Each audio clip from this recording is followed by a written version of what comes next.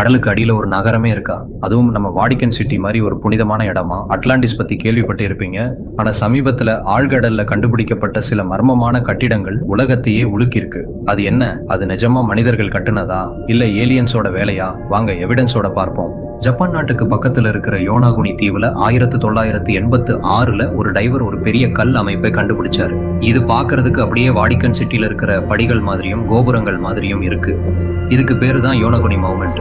இதோட வயசு கிட்டத்தட்ட 10,000 வருஷம்னு சொல்ல. அந்த 1986ல கண்டுபிடிச்ச அந்த இடத்துல இன்னும் சில அதிரடியான விஷயங்கள் இருக்கு. அங்க இருக்கிற அந்த கல்படிகள் கரெக்டா 90 டிகிரி ஆங்கிள் இருக்கு. இயற்கையா ஒரு பாறை அப்படி செதுக்குன மாதிரி உருவாகிறதுக்கு வாய்ப்பே இல்லைன்னு ஜப்பான் ஆய்வாளர்கள் சொல்றாங்க.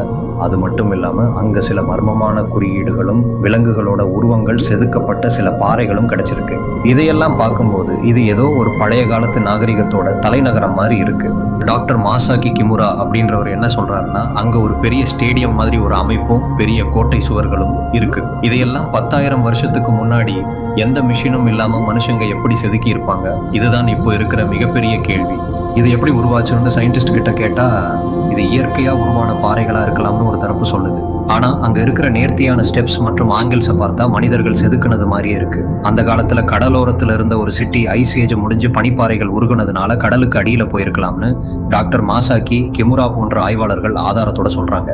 ஏன் இதை வாடிகன் சிட்டின்னு சொல்றாங்கன்னா, அங்க இருக்கிற சில பிரமிடு போன்ற அமைப்புகள் ஆன்மீக சடங்குகள் நடக்கிற இடம் மாதிரி இருக்கிறது தான் காரணம். இது ஒருவேளை தொலைந்து போன ஒரு நாகரிகத்தோட புனித நகரமா இருந்திருக்குமோ அப்படிங்கிற மிஸ்டரி இன்னும் விலகல. ஒருவேளை அந்த காலத்திலேயே நம்ம நினைக்கிறத விட பயங்கரமான டெக்னாலஜி இருந்திருக்குமோ, இல்ல இது ஏலியன்ஸ் கட்டுனதா இருக்குமோ?